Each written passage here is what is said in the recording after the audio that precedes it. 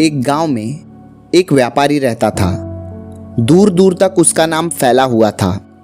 एक बार उस गांव के राजा ने उस धनी व्यापारी को दरबार में चर्चा के लिए बुलाया। चर्चा काफी देर तक चली। धनी सेठ ने राज्य कल्याण के लिए राजा को बहुत सारी अच्छी सलाह दी। चर्चा के बाद राजा ने कहा, महाशय, आप बहुत बड़े सेठ हैं, इतना बड़ा कारोबार है, पर आपका लड़का इतना मूर्ख क्यों है? उसे भी कुछ सिखाएं। सोना चांदी से अधिक मूल्यवान है, उसे तो ये भी नहीं पता।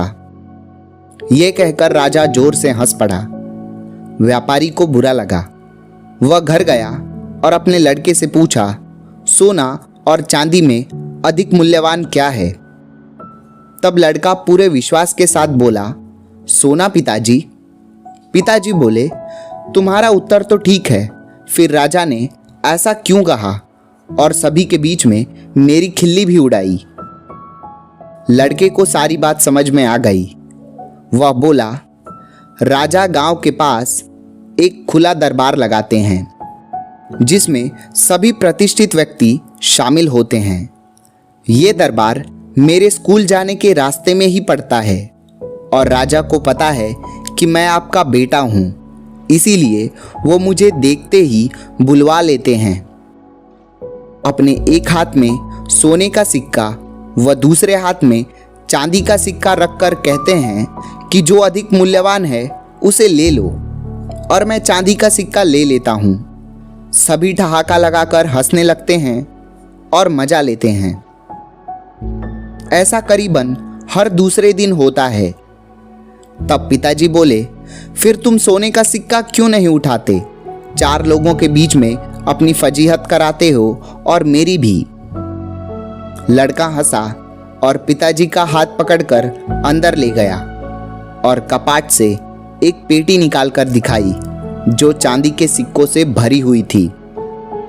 पिताजी पेटी में रखे चांदी के सिक्के देखकर दंग रह गए और उन्होंने पूछा, ये सब कहां से आया? तब लड़के ने जवाब दिया, पिताजी, ये सारे वही चांदी के सिक्के हैं जो राजा मुझे प्रश्न पूछने के बाद देते हैं। सोना और चांदी में से राजा अधिक मूल्यवान चुनने को कहते हैं, तो मैं चांदी का सिक्का चुनता हूं और उसे ले लेता हूं। सभी ठहाका लगाकर हंसने लगते हैं और यह खेल पिछले 2 महीनों से चल रहा है। जिस दिन मैंने सोने का सिक्का ले लिया, उसी दिन ये खेल बंद हो जाएगा। बस इसीलिए मैं हर बार चांदी का सिक्का ले लेता हूँ और राजा को लगता है कि मैं मूर्ख हूँ। राजा सबको यही साबित करने में लगे हैं कि मैं मूर्ख हूँ, और अब तो ये सारे चांदी के सिक्के एक सोने के सिक्के से कहीं ज़्यादा मूल्यवान हो चुके हैं। दोस्तों, इस कहानी से हमें सीखने को मिलता है कि हर व्यक्ति अपने तरीके से दुनिया देखता है और समझता है। जो तुम्हें मूर्ख लगता है, वो शायद तुम्हारे सोचने के तरीकों से थोड़ा अलग सोचता हो, पर इसका मतलब ये नहीं कि वो सब कुछ गलत करता है। हर व्यक्ति अपने अनुभव से सीखता है और हर व्यक्ति की राय महत्वपूर्ण हो सकती है।